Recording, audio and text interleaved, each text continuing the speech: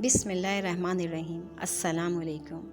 جب سے یہودیوں نے بیت المقدس پر قبضہ کیا ہے تب سے اسے یہودی شہر باور کرانے کی غرض سے ان کی طرف سے متعدد اقدامات کیے جا رہے ہیں۔ کسی بھی جگہ کے اسلامی ہونے کی سب سے بڑی دلیل مسجد ہوتی ہے، جہاں سے دن رات میں 5 مرتبہ صدائے تکبیر بلند ہوتی ہے اور مسلمان بارگاہ الہی میں سجدہ ریز ہوتے ہیں۔ مسلمانوں کے ہاں مسجد کی اسی اہمیت کے پیش نظر یہودیوں نے اب تک بیت المقدس کی 20 اور پورے فلسطین کی سینکڑوں مساجد کو زمین بوس کر دیا ہے،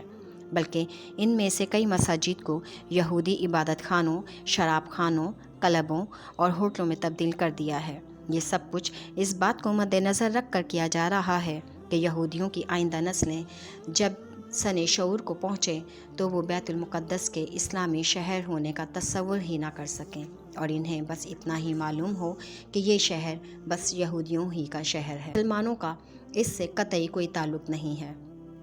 بیت المقدس کے اندر مسلمانوں کے کئی قبرستان واقع ہیں۔ یہودیوں نے ان کی اصل شکل کو بھی مٹانا شروع کر دیا ہے اور کئی قبروں کو یہودیوں کی روحانی شخصیات کی قبریں قرار دے کر انہیں مزارات میں تبدیل کر دیا ہے۔ کئی جگہوں پر کچھ نہ تھا، محض جھوٹا دعویٰ کر کے یہودیوں نے یہ باور کرایا کہ یہ جگہیں یہودیوں کی تاریخی، روحانی اور قابل احترام جگہیں ہیں اور مسلمانوں کا ان سے کوئی تعلق نہیں۔ انہی جگہوں میں سے ایک جگہ ہیل ملغاریہ بھی ہے، جسے یہودیوں نے 1967 میں یہ دعویٰ کرتے ہوئے مکمل طور پر گرا دیا تھا کہ اس کے پڑوس میں واقع دیوار گریہ یا ویلنگ وال ہیکل سلیمانی کا بقیہ حصہ ہے، لہٰذا اس پر یہودیوں کا حق ہے نہ کہ مسلمانوں کا۔ یاد رہے کہ ہیل ملغاریہ نامی اس پورے محلے کو اہل مغرب مراکشیوں نے تعمیر کیا تھا اور اسے ان مسلمانوں کے لیے وقف کر دیا تھا جو مسجد الاقصیٰ میں نماز پڑھنے یا طلب علم کی خاطر بیت المقدس میں آئے تھے تاکہ وہ اسی محلے میں قیام کریں، اور جب یہودیوں نے اسے گرا دیا تھا اس وقت اس میں مسلمانوں کے 135 خاندان آباد تھے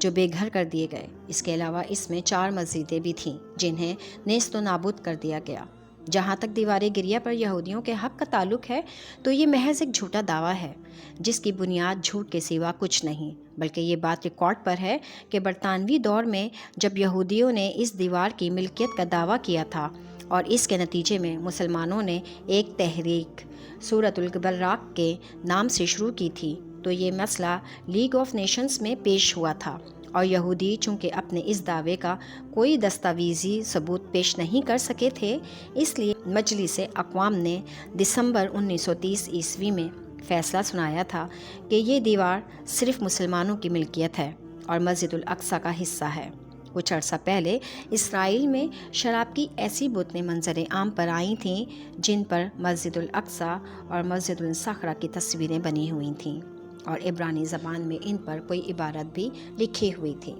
اس حرکت کے پیچھے یہودیوں کی مکارانہ سوچ تھی اور اس کا مقصد یہ باور کرانا تھا کہ مسجد الاقصیٰ کی یہودیوں کے ہاں قطعاً کوئی حیثیت نہیں۔ یہی وجہ ہے کہ یہودیوں کے بچے بچے کو یہ سبق پڑھایا جا رہا ہے کہ مسلمان ظالم قوم ہے کیونکہ انہوں نے ہیکل سلیمانی کی جگہ پر مسجد تعمیر کر دی ہے، اس لیے اسے گرانا اور اس کی جگہ پر ہیکل کو دوبارہ تعمیر کرنا ہر یہودی پر فرض ہے۔ بیت المقدس کی سڑکوں کے اسلامی نام یہودی ناموں میں تبدیل کر دیے گئے ہیں اور اسرائیل نے بیت المقدس کو اپنا دارالحکومت قرار دے کر بڑے بڑے سرکاری محکموں کو بیت المقدس میں منتقل کر دیا ہے۔ اس دعوے کے پیش نظر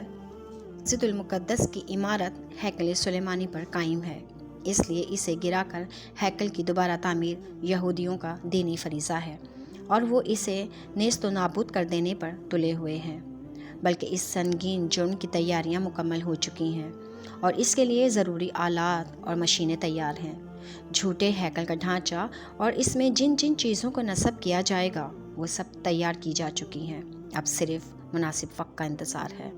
مسجد الاقصیٰ کو گرا کر اس کی جگہ ہیکل کی تعمیر کے لیے جو اقدامات کیے،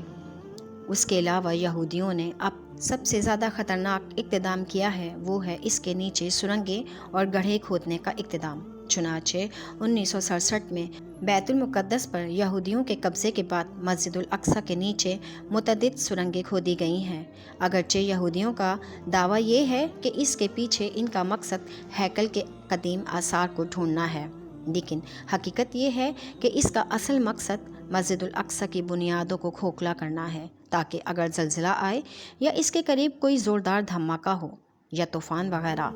तो मस्जिद खुद ब खुद मुनहदिम हो जाए और यूं सांप भी मर जाए और लाठी भी ना टूटे के मुहावरे के मुताबिक मस्जिद भी ख़त्म हो जाए और यहूदियों पर इल्ज़ाम भी ना आए।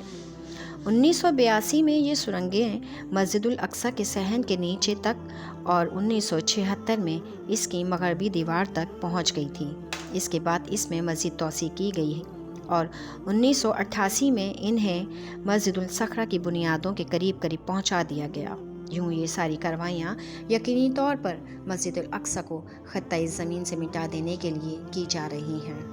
लेकिन अब वो वक्त दूर नहीं जब मस्जिदुल अक्सा पर एक बार फिर मुसलमान फतह हासिल करेंगे और रसूल पाक सल्लल्लाहु अलैहि वसल्लम की पेशन गोई पूरी होकर रहेगी इंशाअल्लाह।